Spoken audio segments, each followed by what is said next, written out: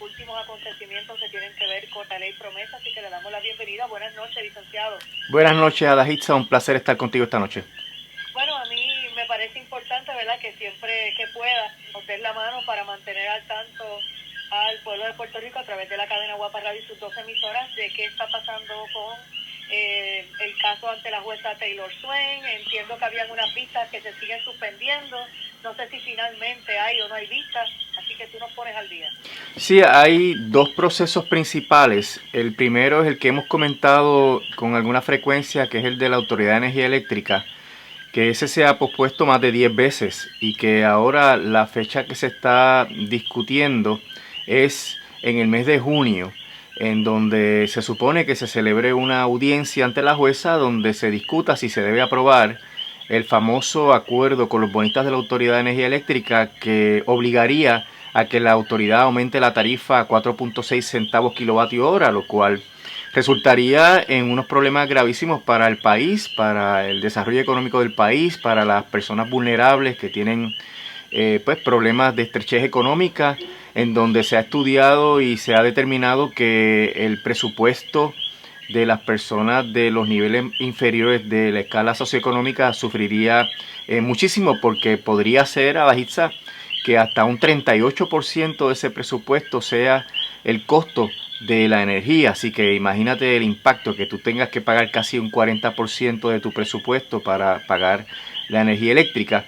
Ese trámite está prácticamente natimuerto porque se requiere, y la Junta sí lo ha aceptado, se requiere legislación. Y la legislatura ha dicho que no va a aprobar ninguna ley para que se aumenten las tarifas de energía eléctrica en Puerto Rico, que eso no es lo que Puerto Rico necesita.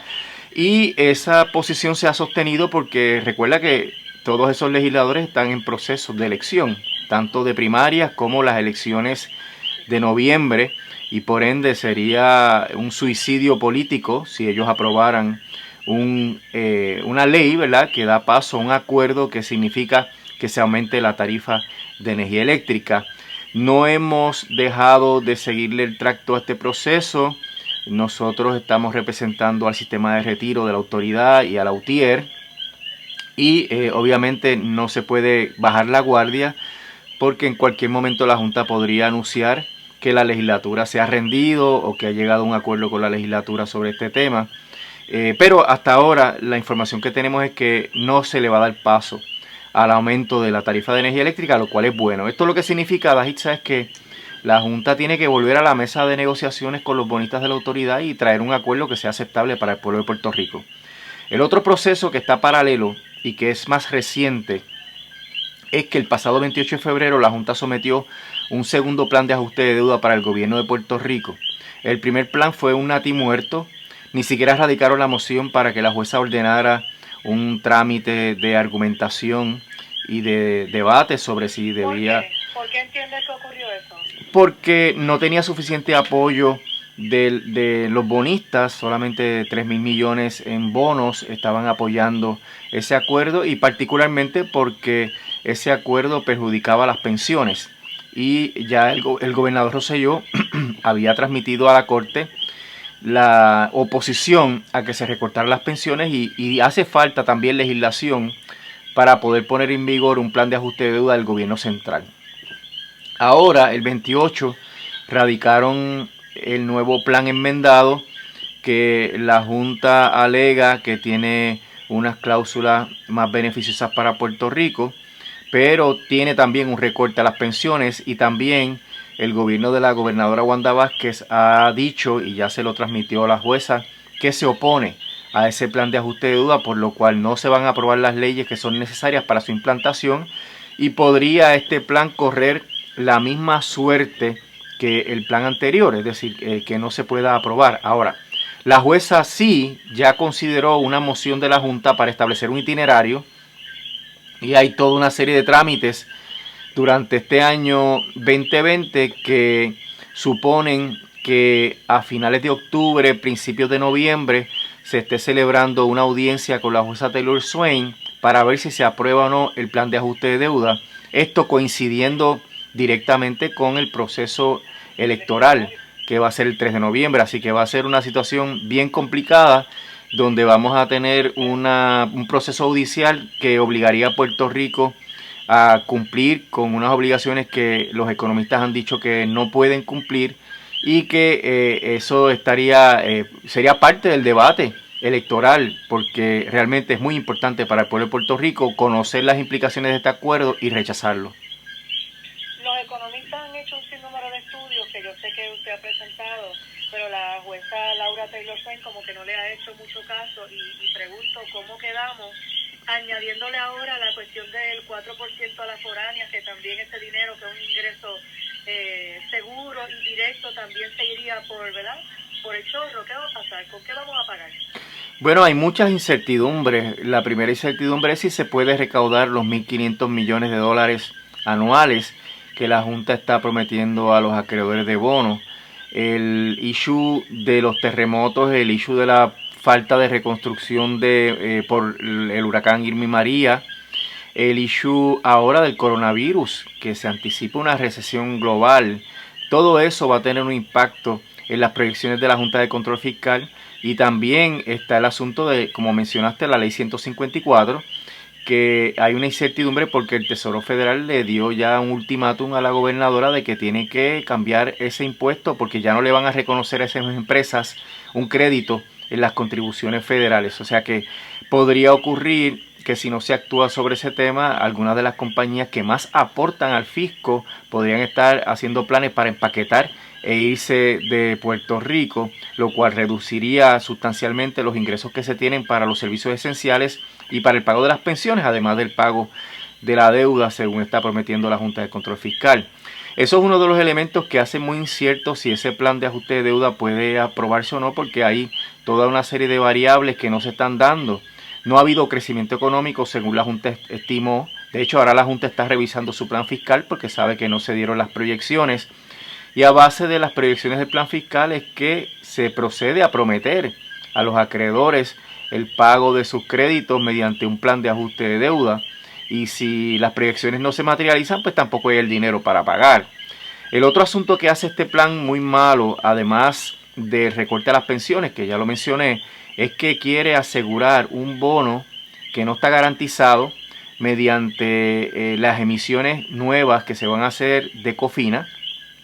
Por ende, esos bonos que se le van a dar, la mitad de los bonos que se le van a dar a los acreedores de GOs, serían garantizados por el IBU, y esto obviamente crea la situación de que si Puerto Rico volviera a incumplir con sus compromisos de pago en un proceso de quiebra posterior, esos bonos no se pueden reducir, no se pueden ajustar, tendrían que pagarse por completo. Así que los acreedores están logrando mediante esta negociación que un bono, que es básicamente un papel porque no tiene ninguna garantía, se transforme en un bono que es mucho más valioso porque está garantizado con propiedad, y eso hace también que en un proceso posterior de quiebra no se pueda menoscabar. Lo mismo harían con el otro 50% de los bonos GOs que le van a dar a los acreedores del gobierno central, porque también estarían garantizados con unos flujos de efectivo separados del fondo general para que también constituyan bonos garantizados. Es como una hipoteca, Adahitza. La casa que uno tiene una hipoteca y el acreedor puede cobrar siempre ejecutando la garantía y cobraría hasta el monto, quitándote la casa. Por ende, el que tú te vayas a quiebra no impide que el acreedor se quede con tu garantía si tú no sigues pagando la casa. Si, en esa analogía, si comparamos con lo que quiere hacer la Junta, pues un bono que está garantizado solamente con papel, porque es la entera fe y crédito. ¿Qué quedar con la isla? ¿Con qué van a hacer?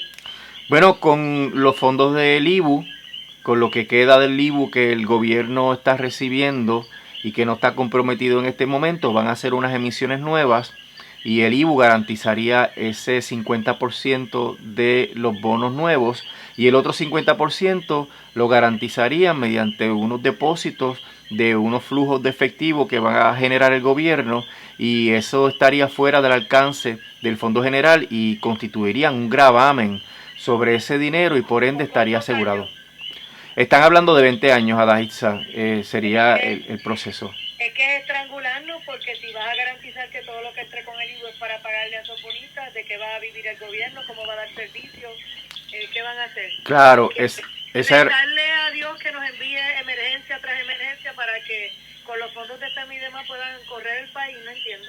Sí, y cuando se aprobó COFINA, una de las ventajas que decía que existían en ese momento, según la Junta, era que iba a sobrar una parte sustancial del IVU para que el gobierno pudiera utilizarlo para el pago de los servicios esenciales y las pensiones. Pues ahora no, porque ahora con este acuerdo lo van a comprometer también, y por ende, cuando usted se coma un sándwich en una cafetería, todo lo que paga de IVU, pues estaría comprometido para pagarle a los bonistas. Ahí no habría ese... ¿Qué le queda al gobierno para administrar?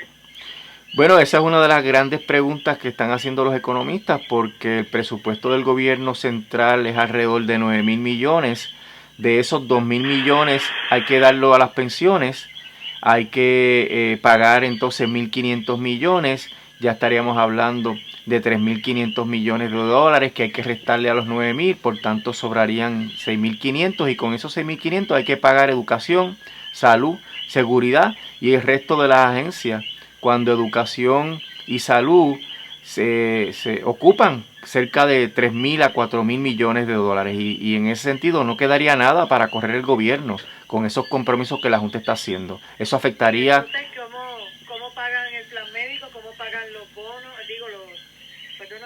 Los retiros y todas esas cosas a los pensionados, ¿no? Todo eso estaría comprometido en términos de que no hay garantía de que se pueda seguir cumpliendo. Por eso es que los economistas... obligados, aunque digan que no. Sí, y no solamente eso, sino que eventualmente el gobernador o gobernadora que esté en el poder de aquí a unos años va a tener que escoger entre pagar las pensiones o pagar los bonistas, y va a tomar la decisión política, que es no dejar desprovistos a los pensionados, pagar las pensiones, y ahí va a venir un segundo impago, y ahí es que el planteamiento es que eso va a empeorar la situación de Puerto Rico, porque esos bonos no se van a poder ajustar, no se va a poder rebajar lo que se les tiene que pagar, ellos van a cobrar completo, y por ende el dinero para pagar a esos bonistas va a tener que salir de las pensiones y de los servicios esenciales, obligando a recortes adicionales. Pero y entonces, visualizando al gobierno de Puerto Rico, uno trata de entenderlo, pero no es fácil. Nosotros decimos que no se debe pagar toda la deuda, pero algo hay que pagar. Pero entonces están comprometiendo todo lo de dar servicio, pues los puertorriqueños se van a ir. ¿Quién va a pagarla? Sí, porque en la medida que se deteriora... 300, 400 mil de 3 millones. Se deterioran los servicios del gobierno. Esto incluye las carreteras, por ejemplo. Esto incluye la seguridad, la salud, la educación, Adahitza. Entonces, cuando tú ves que en un lugar tú no tienes oportunidades, que tú no puedes ir de un pueblo a otro sin que se explote una goma, que tu carro pues no dure porque realmente el castigo que reciben las carreteras pues es demasiado, pues tú vas viendo que se te cierran todas las oportunidades de calidad de vida y tú escoges irte, y eso crea una situación que se ha ido desarrollando en los últimos años, particularmente después de los huracanes, que hace que baje el consumo de los bienes y los servicios dentro del país, y los negocios entonces tengan que hacer ajustes, tengan que despedir. Es una caída en espiral, ¿verdad?, que realmente no tiene fin. Un amigo mío economista lo plantea de la manera más cruda, ¿verdad? No hay fondo, Adahitza. La gente siempre habla de llegar al fondo, tocar fondo y rebotar y volver a subir.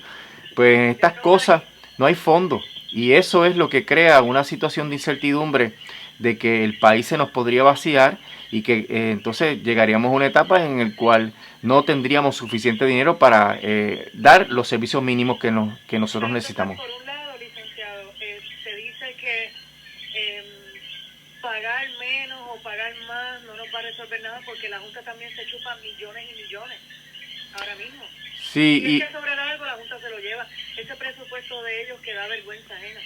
También es un problema porque ellos quieren ver este caso a las millas, como dicen, y eso va a generar muchos gastos de honorarios, tanto de abogados como financieros y de otro tipo de profesionales, cuando el gobierno ya ha dicho que no va a apoyar el acuerdo. Y si el gobierno no apoya ese acuerdo, pues entonces la jueza no lo puede confirmar. Así que podríamos estar en un proceso de despilfarro total durante todos estos meses que al final del camino no conduzca a nada. Y una pregunta, la cuestión está de que, ok, nos tuvimos que ir a quiebra y nosotros no lo buscamos, pero entonces los que dicen, pues mira, para la porra no se va a hacer ningún presupuesto ajustado, ninguno funciona, porque hasta ahora, desde lo que presentó Alejandro García Padilla y lo que ha presentado Ricardo Rosselló y lo que está ahora mismo bajo Wanda Vázquez, ninguno ha sido aceptado. Y entonces, ¿cuándo es que se van a cuadrar 4 presupuestos para entonces que la Junta se vaya? ¿Cómo es que vamos a terminar esto? Bueno, se supone que una vez se ajuste la deuda y se sepa cuánto se va a pagar a los bonistas, empiecen a correr los 4 presupuestos balanceados. Pero el problema es que si ya hay dudas sobre si se puede pagar la deuda, en el momento en que ya tú no puedas pagar alguna cantidad, ya tú no tienes un presupuesto balanceado. Y eso podría atrasar muchísimo la salida de la Junta y nos tendría en una situación insostenible donde 7 personas no electas sean las que gobiernen en el país por muchos años. Y eso pues es una crisis democrática, una crisis de derechos humanos que no tenemos que sostener, ¿verdad? No podemos aguantar. Y la situación de que el gobierno pueda caer en otra quiebra, pues atrasaría también la salida de la Junta, porque si la Junta va a estar, una vez se ajuste la deuda, digamos que se termine esto a finales de este año, y el próximo presupuesto, el 21-22, sea el primer presupuesto balanceado, pues mira, estaríamos entonces hasta el 25-26 con la Junta de Control Fiscal. Y si ya para esa época, como se anticipa, el gobierno va a estar ya en déficit, va a estar en rojo, porque el problema es que eso es lo que anticipan los economistas, que ya a mediados de esta década, a principios de la otra, Puerto Rico estaría entrando en una etapa de déficit fiscales, y eso fue lo que nos llevó a la quiebra, la incapacidad de cubrir los gastos operacionales y de cubrir el servicio a la deuda. Y eso podría alargar indefinidamente la Junta, y sin Junta no hay cambio de estatus, sin Junta no hay estabilidad, no hay independencia, no hay libre asociación.